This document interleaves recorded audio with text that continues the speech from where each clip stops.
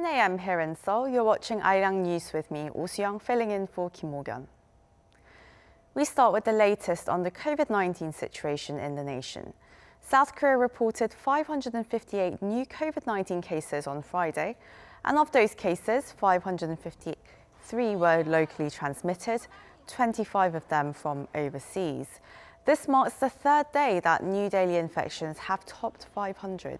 Social distancing measures have also been raised from level 1.5 to level 2 in the southern port city of Busan. Around the world, numerous countries are seeing rapid upticks in daily COVID-19 infections and fatalities. The spikes are being mostly attributed to slow vaccine rollouts and the spread of the UK variant, our Tae Min-jung reports. COVID-19 cases across the world are spiraling out of control as many countries are witnessing a rapid surge in daily infections. Governments are putting all their efforts into ramping up vaccinations and announcing stronger preventive measures, but many continue to grapple due to the spread of more transmissible, deadly variants. France has declared the country's third nationwide lockdown as recent daily COVID-19 cases have doubled to 40,000 since February. On top of President Emmanuel Macron's lockdown orders, the Prime Minister on Thursday announced further restrictions in parks and outdoor public spaces. So far, the country has vaccinated around 12% of its population with first doses, a rather low inoculation rate compared to 45% in the UK. In Germany, the number of new infections per 100,000 residents has more than doubled in 1 month, due in large part to the UK variant. This is according to Germany's Disease Control Agency, which says the UK variant accounts for almost 90% of new infections. Like France, 12% of the population have received first shots. Concerning the slow vaccine rollout in Europe, the WHO Regional Office for Europe on Thursday warned that the region's unacceptably slow inoculation campaigns will prolong the COVID-19 pandemic. Meanwhile, in the United States, daily COVID-19 cases for the past 7 days surpassed the 63,000 mark for the first time in almost a month. The U.S. Centers for Disease Control and Prevention attributed the resurgence to the UK variant, which now accounts for 26% of total infections. The U.S. so far has given first doses to 30% of its population. And Brazil, one of the worst pandemic-hit countries in the world, reported 3,800 COVID-19 deaths on Wednesday, the highest figure seen since the outbreak of the pandemic. COVID-19 cases are also spiking in India as daily cases exceeded 70,000 for the first time since last October. Chae Min-jung, Arirang News. South Korea's two largest cities, Seoul and Busan, have just started two-day early voting for the April 7th by-elections.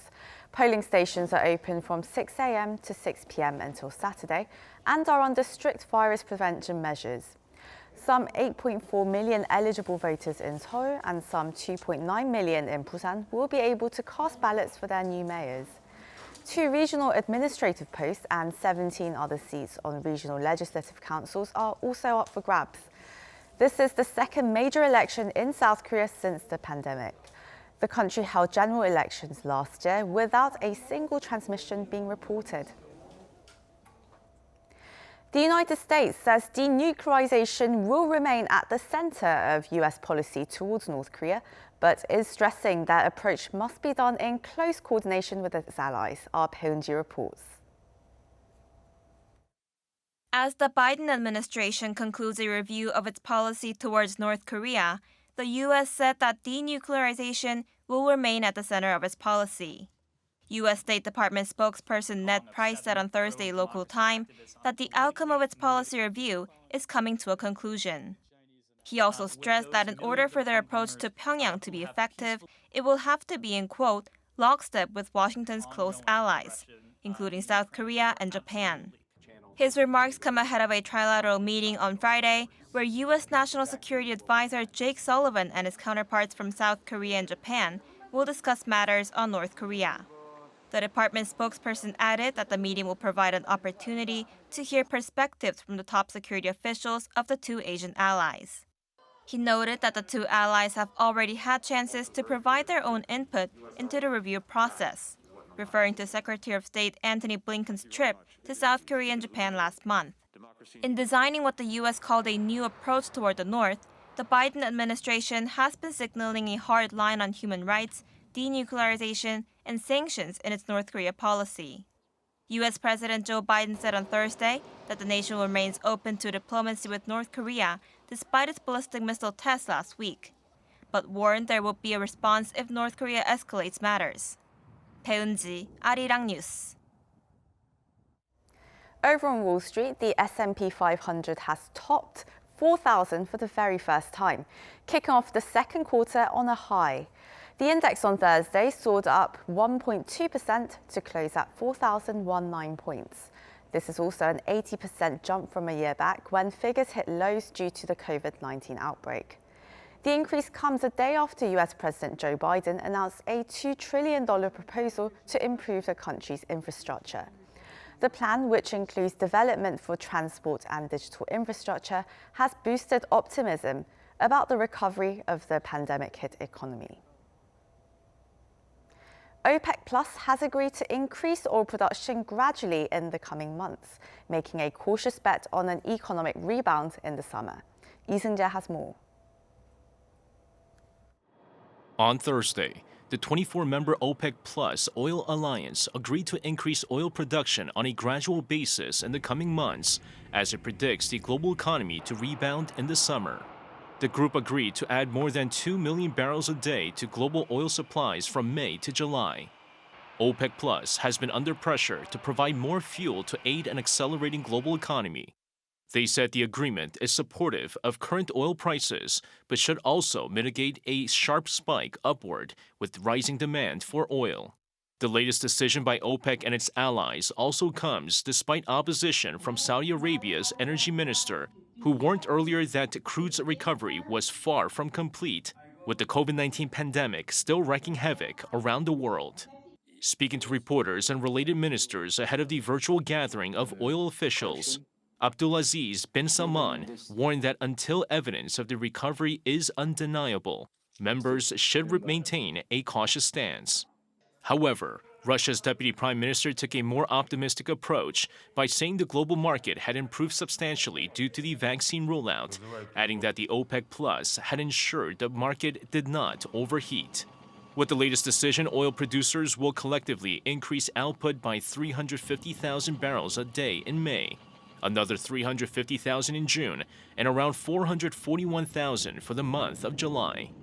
The Oil Alliance agreed in December to increase output by up to 500,000 barrels per day each month, but after raising production in January, it held back from further increases, citing uncertainty over consumption. Lee Seung-jae, Arirang News.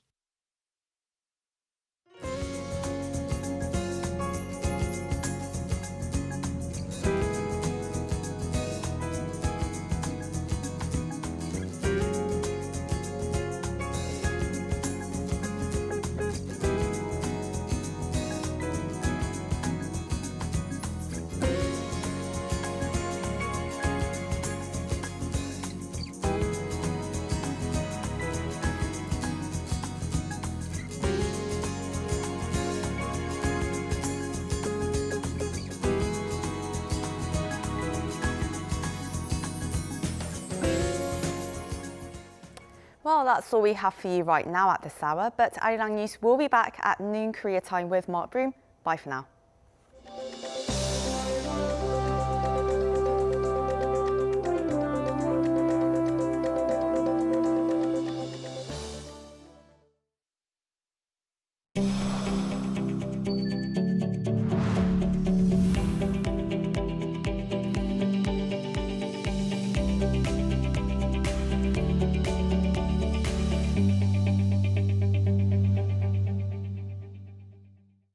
We use plastic bags on a daily basis.